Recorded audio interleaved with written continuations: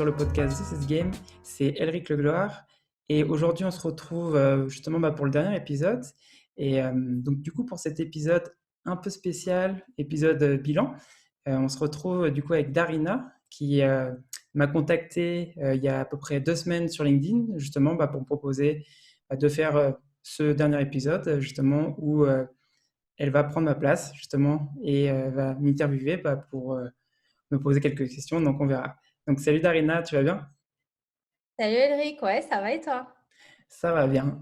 Donc, super content de t'avoir aujourd'hui sur le podcast parce que justement, ça fait un petit format différent et vraiment content de pouvoir répondre à tes questions aujourd'hui. Carrément, bah écoute, j'espère que tu es prêt à passer de l'autre côté du micro. Bah ouais, avec grand plaisir. Et du coup, avant qu'on commence justement à rentrer dans les questions, si tu veux, tu peux te présenter justement pour que les auditeurs qui nous écoutent, qu'est-ce que tu fais aujourd'hui justement et pourquoi tu m'as contacté aussi? Bah écoute, donc je m'appelle Darina, j'ai bientôt 30 ans, je suis account manager depuis 6 ans maintenant et passionnée par mon métier, je vais t'en reparler juste après. Moi, j'ai commencé pendant 5 ans à travailler chez La Fourchette en tant que account manager et senior account manager et après être passée dans plusieurs startups de la French Tech comme Blablacar ou Dailymotion. Là, je suis dans une autre startup qui est Welcome to the Jungle que j'ai rejoint en février en tant qu'account manager. Et en parallèle de ça, j'ai profité du confinement pour me lancer sur un nouveau projet qui est la création d'un podcast dédié au métier d'account manager au sens large. Donc, en gros, mon but, c'est vraiment d'explorer les différents intitulés entre account manager, key account manager, customer success manager et ainsi de suite pour essayer de décrypter un petit peu les missions de chacun en fonction de la typologie d'entreprise, en fonction de l'intitulé et en fonction de l'expérience de la personne. Donc bref, c'est assez riche, assez éclectique. Et le podcast s'appelle Amcamgram. Voilà. Et justement, je t'ai contacté parce que déjà, d'une part, j'adore le, le, concept de ton podcast et j'aime beaucoup le format de The Sales Game. Et je pense que ça vient aussi un peu dans la continuité parce que finalement, toi, ton podcast, il aborde la partie acquisition client, donc la partie business développement.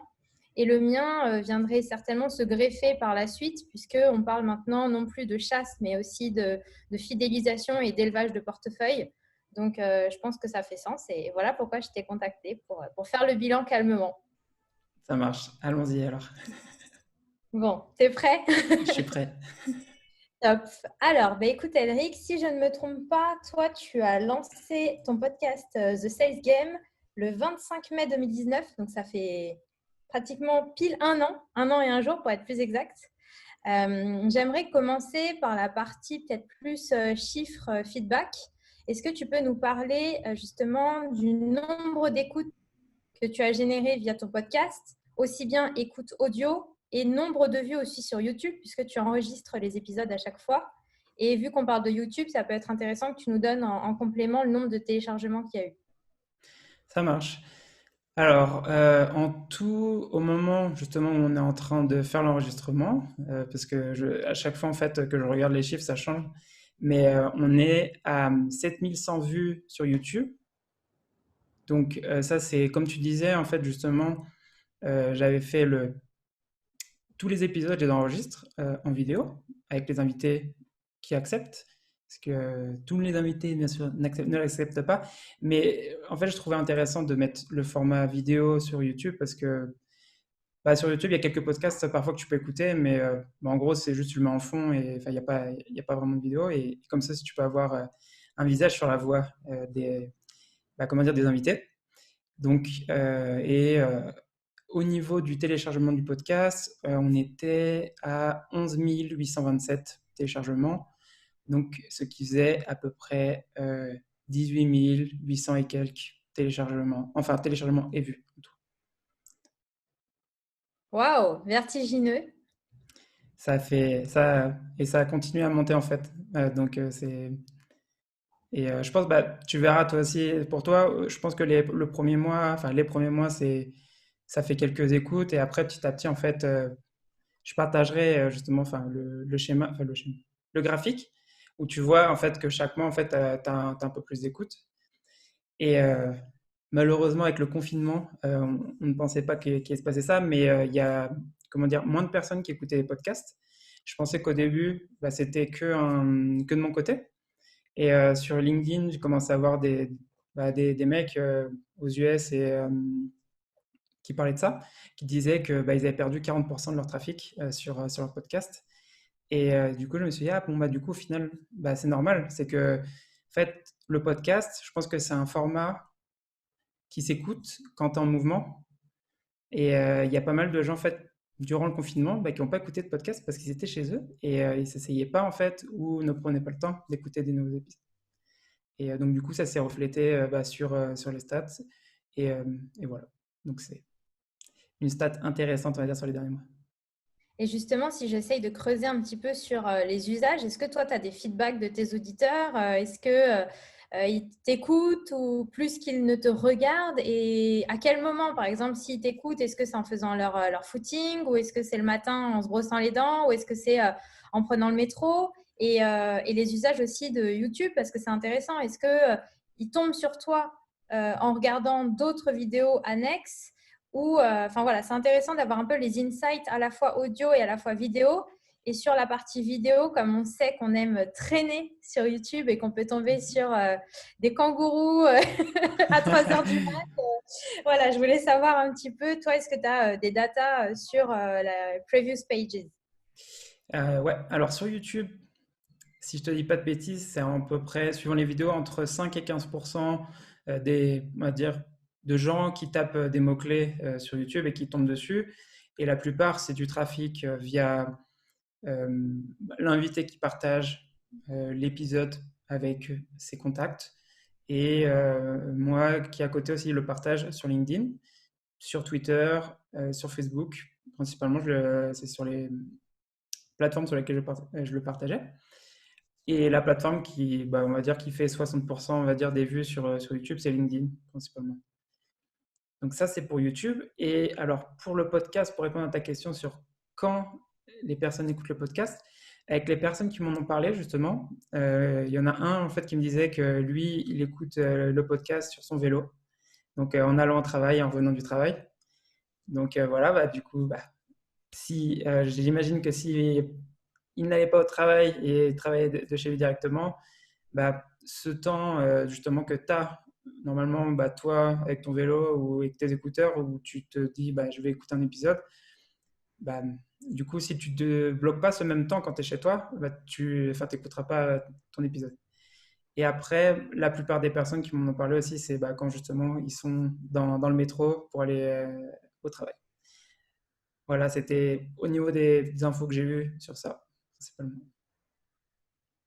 Hyper intéressant. Et je reviens aussi sur le canal d'acquisition, entre guillemets, principal, qui est celui de LinkedIn. Pourquoi, d'après toi, parmi tous les réseaux sociaux et tous les canaux disponibles pour diffuser ton podcast, pourquoi, à ton avis, c'est LinkedIn qui performe le mieux?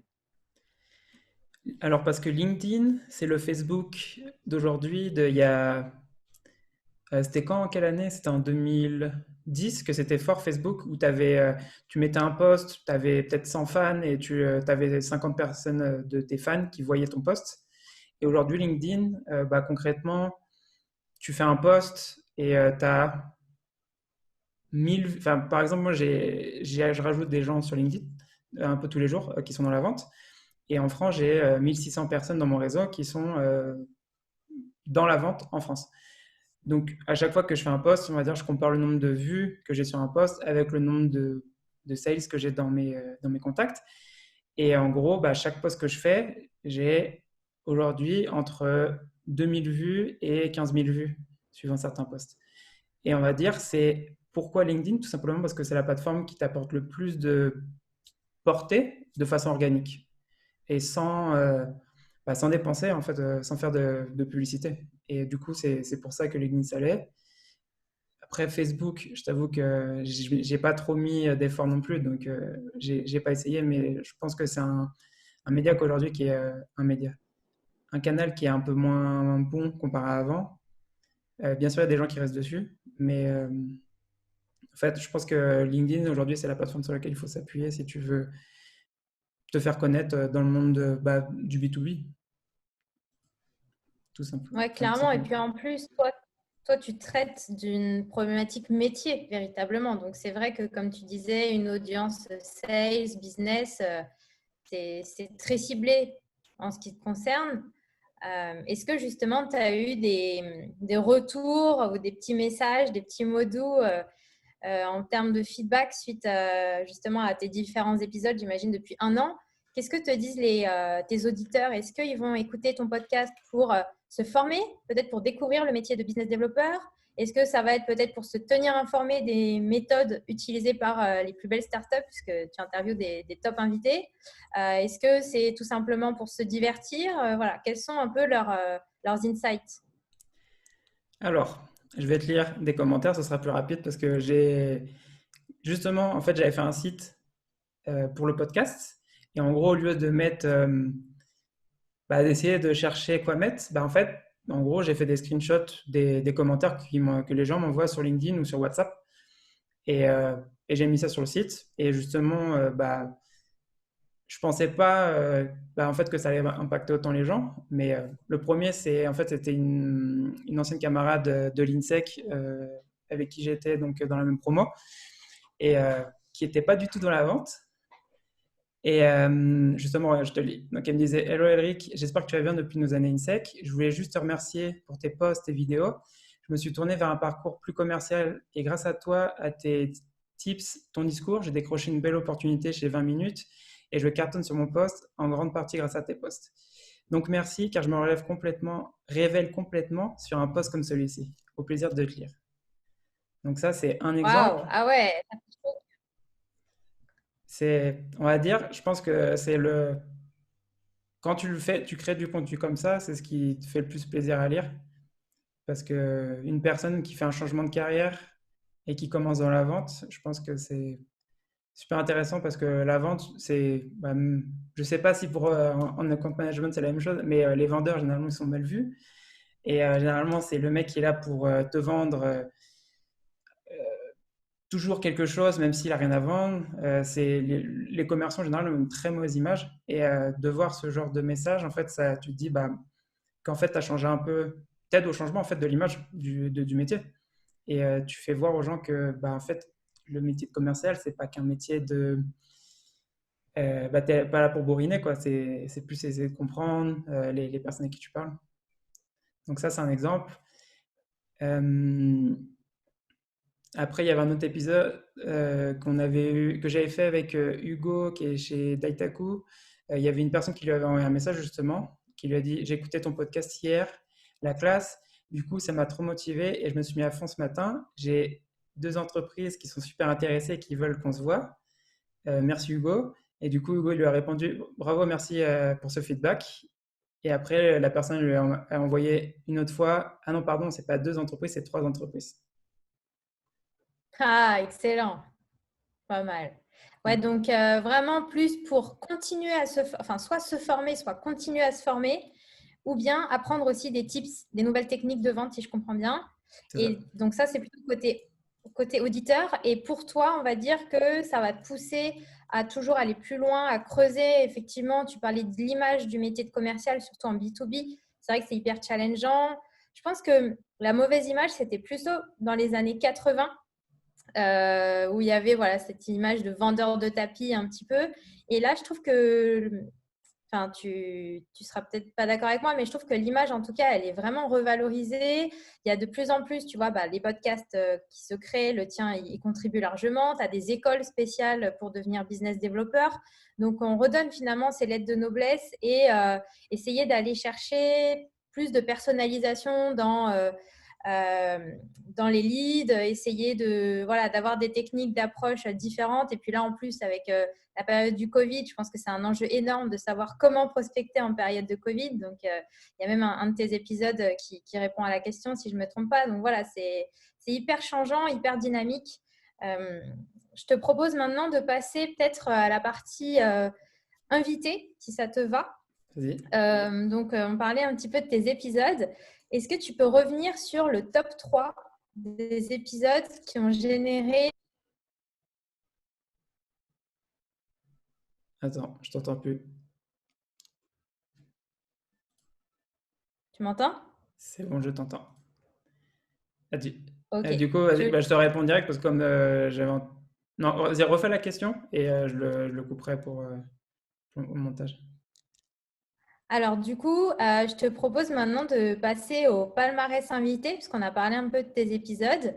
Moi, je voulais savoir un peu quel est le top 3 des épisodes qui ont connu le plus grand succès et pourquoi, d'après toi? Ok, alors pour le top 3, le premier c'est un épisode que j'ai fait avec Paul-Louis Bénard de Tiller. Donc l'épisode c'était un SDR, c'est pas un téléprospecteur. Le deuxième, enfin, je fais la liste et après je dis pourquoi chaque épisode, je pense enfin, que ces 3 épisodes sont les 3 premiers. Le deuxième, c'est le recrutement de commerciaux avec Henri Delorgeril, de chez Avisio.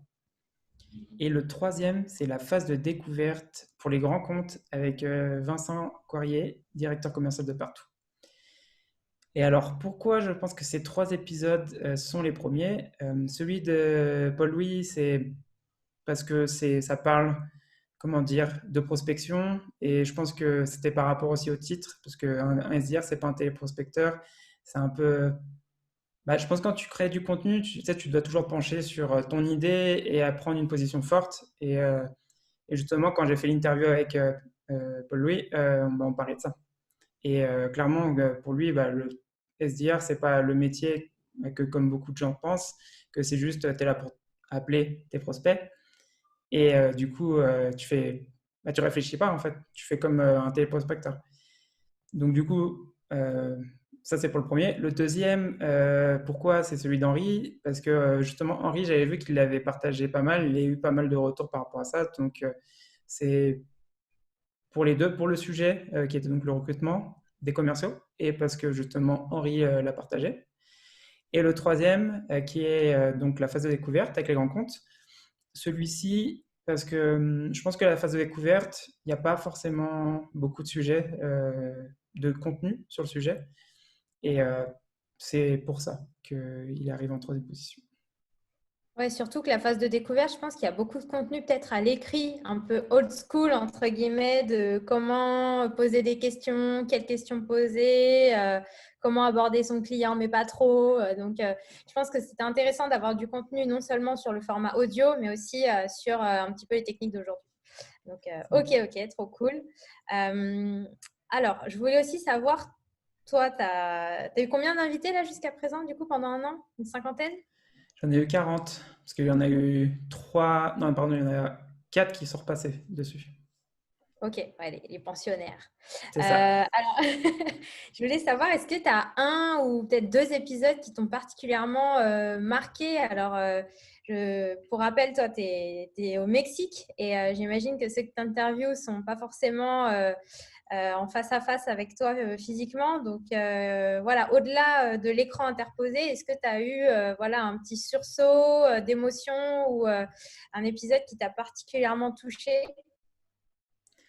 Alors, bah là, en tête, le dernier, celui qui a été fait avec Clément Martin. Parce que, pourquoi? Tout simplement parce qu'on a parlé d'un sujet, je pense, qui n'est pas assez hum, parlé ou discuté en général. Bah, c'est parler de carrière. Et justement, bon, même si Clément, lui, bah, c'est son métier, justement, lui, enfin, c'est, comment dire, encadrer justement des commerciaux et les aider à prendre des décisions dans leur carrière.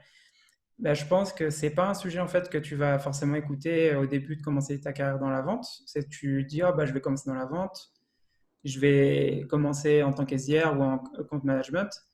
Et bah, du coup, tu te dis pas après, ouais, je vais me poser, je vais faire la liste des entreprises pour lesquelles je vais travailler. Moi, je veux plus travailler pour des PME, pour des grands comptes. Et en fait, c'est comment dire, la conversation qu'on a eue sur le sujet, c'est que vraiment, en fait, bah, faut se poser parce que tout ce que tu fais en fait aujourd'hui, bah, ta stratégie des boîtes que tu rejoins, bah, ça a un impact en fait sur les 5 prochaines années de ta vie.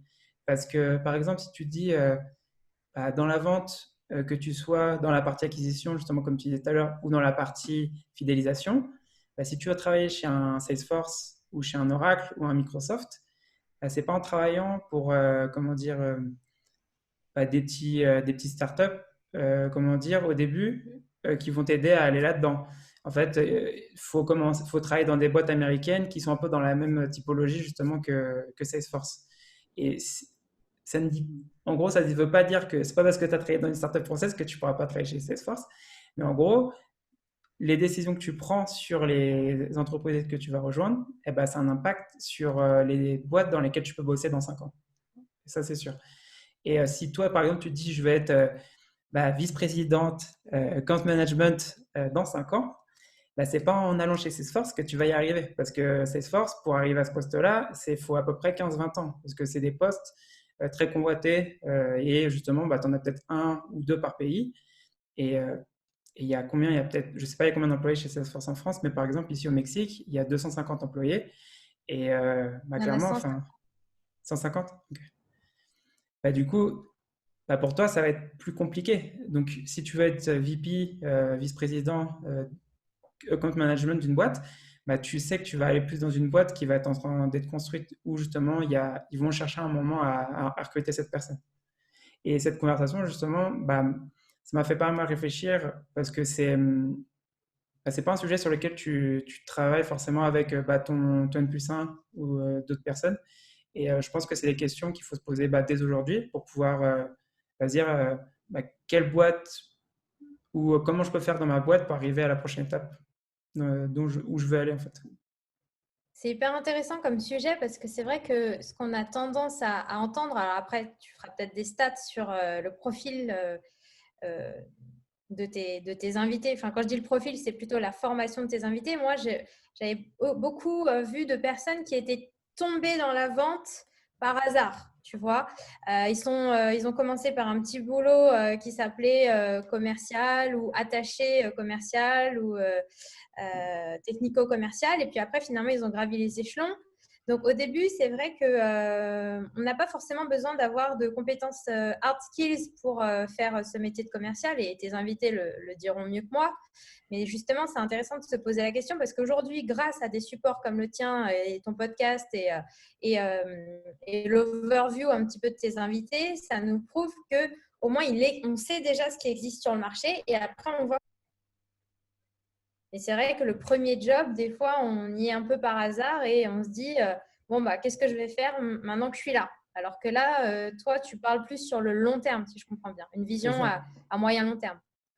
C'est ça, parce que Ok. comme tu le dis en fait, pour continuer sur ce que tu es en train de dire, je pense qu'une personne qui va commencer, qui tombe dedans, elle va pas se poser ces questions-là. Parce que tu te dis, tu vas pas te poser, ah ouais, je me vois dans 5 ans être à ce poste-là, parce que la vente, comme tu dis, tu tombes dedans et généralement, si tu aimes bien, tu restes dedans.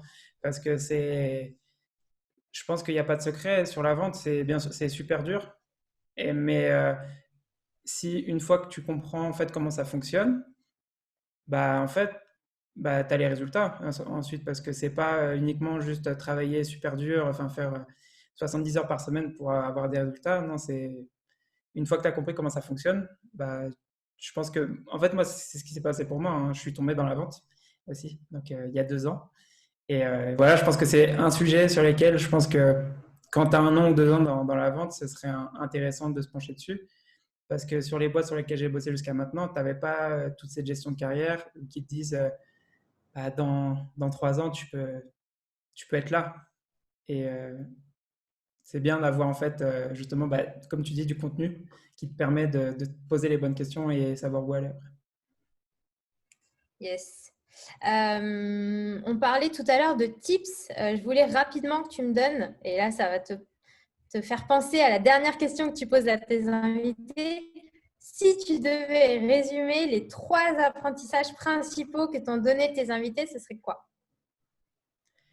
Alors le premier et qui m'avait le plus choqué, on va dire, c'était celui de Yannick Rover qui travaillait chez Ringover. C'était plus un type pour le management d'équipe commerciale. Et c'était comment, en gros, récompenser tes commerciaux. Et en fait, il est donné comme conseil de ne pas donner de commission. Et, euh, et ça m'avait surpris parce que c'est la première fois que j'entendais ça. Et en fait, après, j'avais parlé avec un mec de chez Alan. Et Alan, je sais pas Non, c'est si tu... Alan, justement.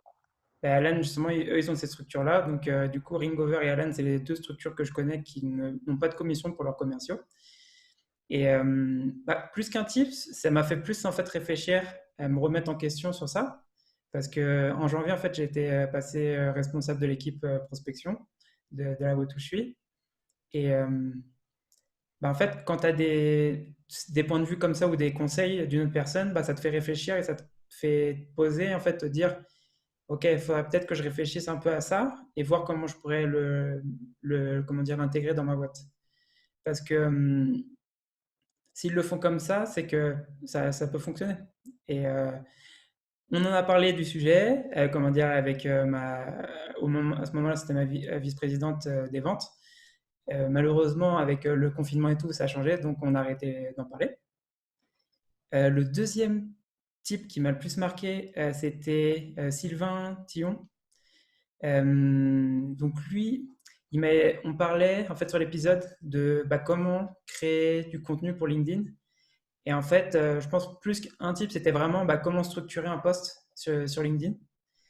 Juste, j'ai plus en tête tous les détails qu'il m'a donné, mais en tout cas, enfin, j'avais fait la structure j'avais tout noté en fait ces points pour comment créer un post en fait qui va qui va créer de l'engagement tout simplement. Euh, et on parlait en fait pendant cet épisode de, je sais pas si tu as vu sur LinkedIn, mais tu as deux types de posts. Tu as les posts où tu dois commenter pour avoir le lien, ou d'inclure le lien directement dans le post. Et lui est donné comme conseil en fait justement de inclure le lien directement dans le post parce que ça générait plus de clics que justement d'envoyer le lien directement aux personnes dans leur inbox. Sachant que ce type d'épisode-là, Tilki, il peut le refaire tous les jours, parce que quand tu sais que l'algorithme de LinkedIn change environ tous les 2 mois, je pense qu'il y C'est a vrai, matière à renouveler. c'est ça. C'est vrai qu'il faut prendre ça en compte, que j'avais oublié ce point-là, c'est que c'est vrai que comme l'algorithme change, faut prendre ça en compte. Mais je pense que si tu fais des posts de qualité, en soi, normalement, enfin, LinkedIn t'aide à promouvoir ton post, tout simplement. Et t'as pas besoin d'utiliser des pods pour justement générer de l'engagement sur tes posts. Ouais, non, mais là, pour la petite parenthèse, en gros, là maintenant, LinkedIn regarde le temps que passent tes lecteurs sur ton post pour voir s'il est intéressant ou pas. Donc, ça veut dire que ça aide au beau contenu, parce que si une personne ne s'arrête pas et ne le regarde pas, justement, ça n'aide pas. Troisième apprentissage, c'est lequel? C'était justement l'épisode avec Vincent Corrier sur la phase de découverte des grands comptes. Au moment en fait où je parlais avec lui, je commençais justement dans la boîte où je suis chez TalkPush. Et en fait, moi je faisais juste la partie prospection. Et la partie prospection, ça s'arrête à la phase découverte. Moi, je rentre pas dedans. Je vais prendre le rendez-vous et je le donne au commercial. Et lui, en fait, il parlait, pendant l'épisode, on a parlé d'une technique qui s'appelle Médic. Bon, cette technique, elle ne change pas, donc vous pourrez écouter l'épisode si vous voulez. Mais en gros, je pensais que pour la phase découverte, il y avait qu'une façon de faire les choses, qui était de poser des questions suivant la formule BANT.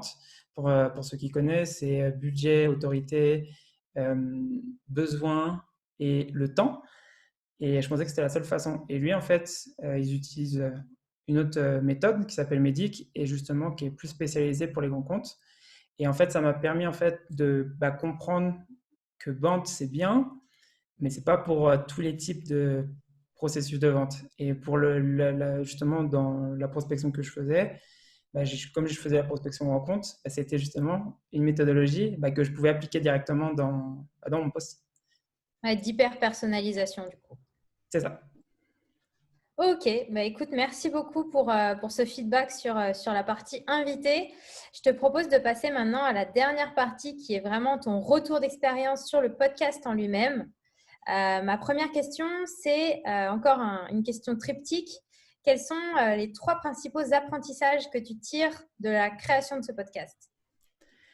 Alors, les 3 apprentissages, c'est la création de contenu. Le deuxième apprentissage, pardon, c'est être régulier. Et le troisième, c'est se faire un réseau. Alors, pour commencer, on va commencer avec créer du contenu, du coup.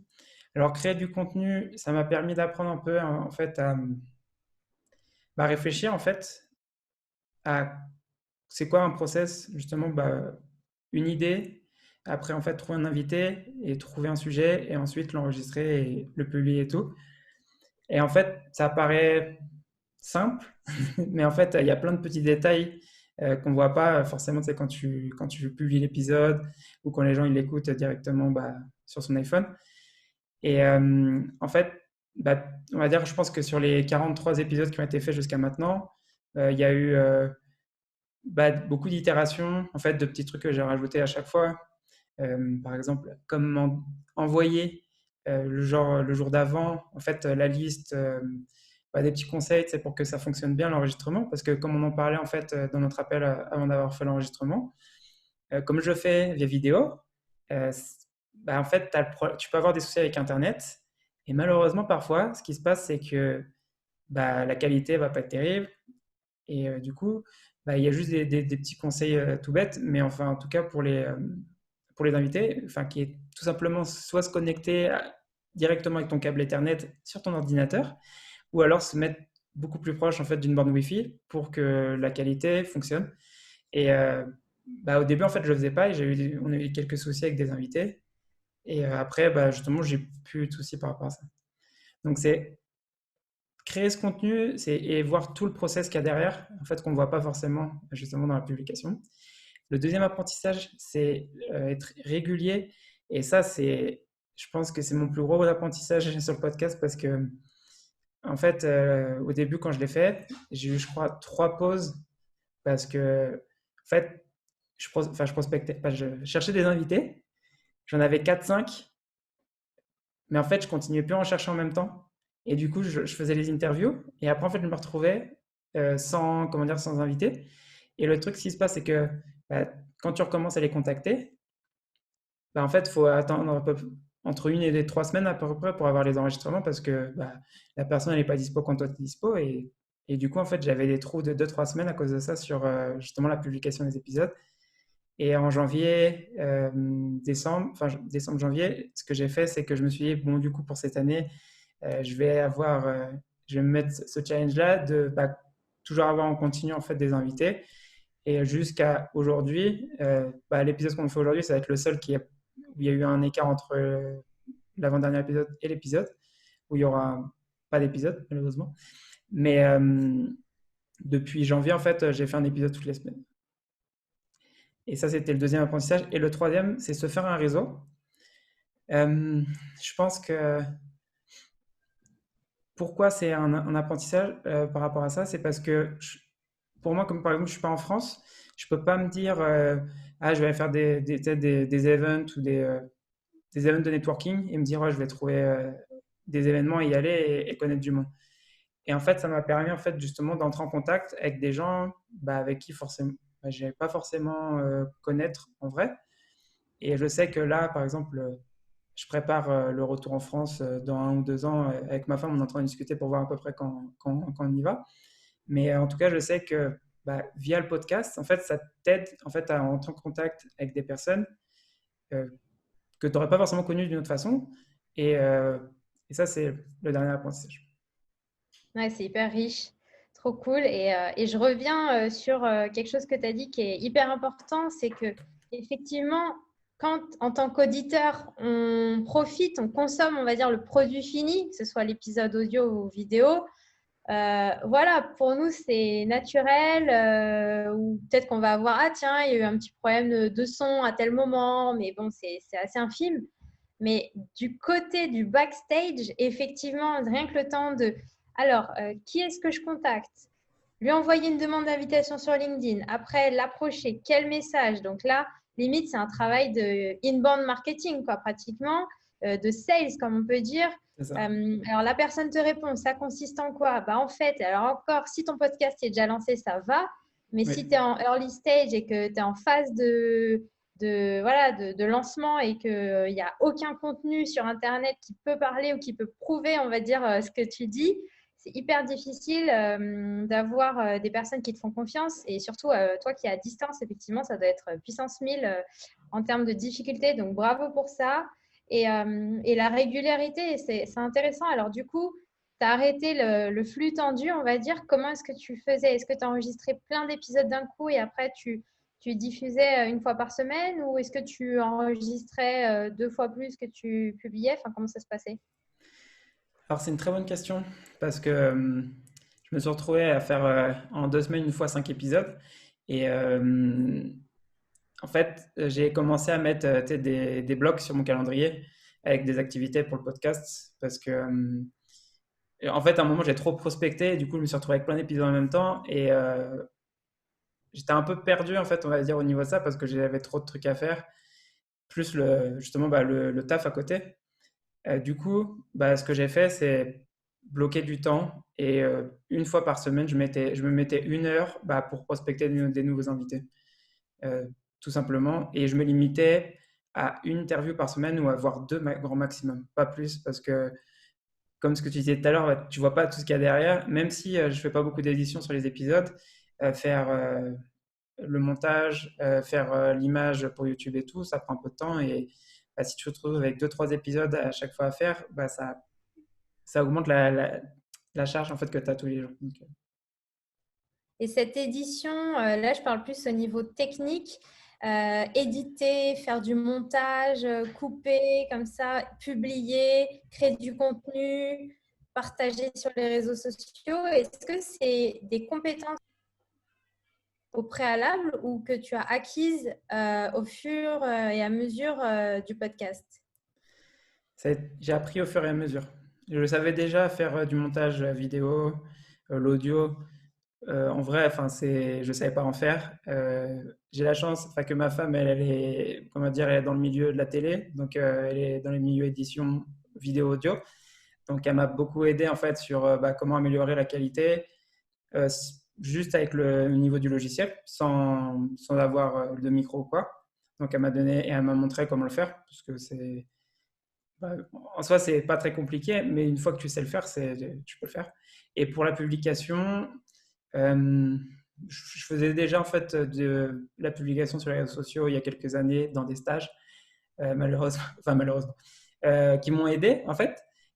Et aujourd'hui, je suis principalement des entrepreneurs, des mecs qui font du marketing. Et en gros, je vois un peu la structure de ce qu'ils font au niveau de quand ils publient un podcast pour voir comment avoir la même structure.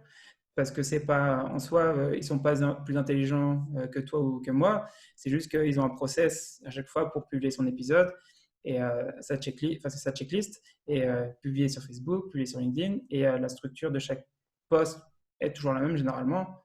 Et du coup, j'ai appris ça sur le tas en fait. C'est petit à petit. Donc, si je comprends bien, si quelqu'un a une idée, une bonne idée, tout le monde peut se lancer. Il faut juste avoir cette checklist, cette fameuse checklist. C'est ça. Je pense que pour toi aussi, comme tu l'as lancé, tu vois ce que c'est maintenant. Mais en fait, je pense que pour faire des projets de ce type-là, t'as pas besoin d'attendre d'avoir quelqu'un qui te dit vas-y fonce, parce que en soi, c'est toi et toi-même qui va te prendre la décision. Avant d'avoir fait le podcast, j'ai eu plein d'idées de faire plein de choses, des projets, des trucs dans la musique, des trucs, enfin, des pages sur Facebook à la con que j'avais fait, que j'avais commencé, et en fait, je me suis jamais dit ah je vais la continuer. Et, euh, et en fait, à chaque fois, aussi au début, je me mettais peut-être 6 mois à faire la chose aussi. Et ça, c'est le truc. En fait, c'est comme un peu de l'entrepreneuriat, sauf que bon, en soi, il n'y a pas une rémunération derrière. Mais le podcast, en gros, ça m'a pris 2 semaines pour le lancer. J'ai pas. Ah ouais, Ouais, je me suis dit, ah, pourquoi pas faire un podcast s'il n'y a pas de podcast en France? Et entre le jour où je me suis dit ça et 2 semaines après, en fait, j'avais le premier invité, on faisait l'enregistrement. ouais, ouais, comme quoi, moi c'est pareil. J'ai eu l'idée, 3 jours après, j'ai acheté l'enregistreur et 3 jours après, il y a eu le confinement. Voilà. Voilà. Ah là là, Je bon. pense que tu n'as pas besoin d'attendre de te lancer pour faire ça. Ouais, mais clairement. Tu parlais tout à l'heure de projet et justement, je voulais terminer là-dessus parce qu'effectivement, as plein de projets en tête. Tu as réalisé le podcast en quick win. Donc, félicitations. C'est un an, une belle année intense où tu as rencontré plein de personnes, où tu as aidé des personnes à se former, où tu t'es toi-même formé aussi. Est-ce que tu peux nous dire pourquoi est-ce qu'on a le regret de constater l'arrêt de The Sales Game et qu'est-ce qui se cache derrière? Alors, très bonne question parce que en gros, justement, on fait un peu cet épisode aussi pour expliquer pourquoi. Justement, pourquoi ça s'arrête parce que, en gros, ouais, ça fait un an que j'avais commencé le podcast, mais on va dire que j'avais pas fait avec un objectif en tête. C'était plus, comme ce que tu viens de dire, concrètement, c'est apprendre. C'est justement parler avec des commerciaux qui ont plus d'expérience que toi, des directeurs commerciaux qui ont justement peut-être 10, 15 ans de plus que toi sur le terrain. Et en fait, et après, toi, prendre leurs conseils et l'utiliser dans ton, comment dire, dans ton job. Parce que il y a plein de personnes qui le font en off. Ils font pas d'enregistrement de podcast et tout. Mais je me suis dit, pourquoi pas enregistrer ces conversations-là et les distribuer. Et, euh, et là, en fait, Les conseils finalement. comment? Scaler les conseils. C'est ça. Et du coup, maintenant, en fait, pendant le confinement, et en discutant justement avec des invités, on s'était dit, on a vu qu'en soi, en fait, sur la vente, c'est bien, maintenant, avec le tien, ça fait 6 podcasts sur la vente. Il y en a 5 qui sont basés sur l'acquisition et avec le tien qui est donc sur la fidélisation. Et je me suis dit, mais il n'y a pas, en gros, une communauté sur la vente. Je crois qu'il y a 2 Slack sur lesquels je suis. Et en soi, enfin, je t'en parle parce que, en gros, je m'en sers justement pour distribuer les épisodes, bien sûr. Justement, c'est des, comment dire, un des moyens sur lesquels que j'utilisais pour distribuer l'épisode. Mais il n'y a pas, en fait, de communauté où, en gros, il y a toujours de l'engagement, il y a toujours des questions, et il y a plein de gens qui parlent entre eux. Et donc, on s'est dit, pourquoi pas commencer à créer ça. Et donc, le podcast s'arrête pour, en fait, créer une suite logique au projet et, en fait, créer une communauté autour de la vente. Et donc, du coup, ça a commencé avec une newsletter, tout simplement, pour faire très simple, parce que je pense que si toi aussi tu as commencé le podcast, tu te rends compte que tu peux avoir plein d'idées, mais tu peux pas tout faire. Tu as 7 jours dans la semaine, tu as ta vie perso, tu as ta vie pro, et plus ce projet-là, il faut se focus sur certaines tâches. Et donc, le nouveau projet, pour commencer, ça va être une newsletter où j'enverrai une fois par semaine 3 contenus. Ça peut être un épisode de podcast, ça peut être ton épisode justement, ça peut être un article par exemple, comment prospecter dans le confinement, que j'ai trouvé super intéressant. Et en troisième, une conférence d'un directeur commercial d'une boîte française sur un sujet donné. Et en gros, on va commencer sur ça et après, petit à petit, on va créer de plus en plus de contenu pour aider justement les sales toujours à continuer à se documenter sur la vente, mais d'une façon différente. Ok, mais c'est trop cool parce que ça veut dire vraiment que tu vas dans la continuité, que tu vas essayer de créer quelque chose de plus grand et de maximiser aussi le contenu que tu auras déjà créé sur le podcast. Et c'est vrai, et là on commençait un petit peu à le faire tout à l'heure, on a dû abréger, mais c'est vrai qu'à partir d'un épisode ou un sujet, on peut clairement créer un débat en fait. Donc c'est C'est ça. important de prendre du recul sur ce qui a été dit, de le mettre en perspective avec d'autres points de vue, d'autres façons de faire et de pouvoir justement interagir au sein d'une communauté. Donc, trop beau projet. J'ai hâte. Alors, ça commence quand, cette Alors, newsletter? la newsletter, elle commencera le même jour où je publierai cet épisode. Donc, pour ceux qui écoutent l'épisode aujourd'hui, dans la description, il y aura le lien pour s'inscrire à la newsletter. Et donc, je ferai le lancement, enfin la première newsletter, ce sera le week-end du 6-7 juin. Trop bien. Voilà, ce Bon, sera publié le week-end parce que faut que je teste pour voir quel jour fonctionne le mieux parce que un des points que j'avais pas fait pour le podcast et que je te recommanderais si tu l'as pas fait, c'est faire une newsletter pour le podcast justement pour comment dire, avoir déjà justement un moyen en fait de publier ton podcast auprès de gens qui te connaissent déjà. Parce que sur LinkedIn, aujourd'hui, ça marche très bien, LinkedIn, mais dans un an, ça ne te dit pas que LinkedIn, tout ce qui est contenu organique, ça fonctionnera aussi bien. Merci pour le tips. Trop cool. Bah, écoute, merci beaucoup, Elric, pour ce bilan. C'est trop riche, c'est super bien. Est-ce que tu voulais ajouter une dernière chose? Et ouais, juste pour le projet, pour terminer, du coup, ça gardera le même nom, ça sera The Sales Game, mais au lieu que ce soit le podcast d'Elric, ce sera une communauté. Et justement, il y aura plusieurs créateurs de contenu dans le projet. Et voilà, on se revoit très bientôt pour en discuter plus en détail. Trop bien. Bah, du coup, je te remercie beaucoup, Darina, pour ton temps et justement d'avoir pris le temps aujourd'hui d'avoir fait cette interview et de pouvoir faire le bilan justement en faisant ce système en fait, justement de conversation. Et du coup, je te dis à bientôt, Darina. Salut! Voilà, c'était le dernier épisode de ce podcast. Merci pour avoir suivi le podcast jusqu'ici. Je voulais remercier les auditeurs et les personnes qui m'ont donné leur retour ou laissé un commentaire. Donc dans cette liste, il y a Marinem, Léa Legendre, Quentin Guy, Toto Le Sales de Paris ou encore Fab920. Et je voulais remercier aussi tous les invités qui sont passés sur le podcast. La liste elle est assez longue parce qu'il y a eu un peu plus de 40 personnes. Avant que je m'en aille, oublie pas de t'inscrire à la newsletter que je commence cette semaine. Le lien il est dans la description de l'épisode. Donc le premier envoi il est prévu pour le dimanche 7 juin. Ciao!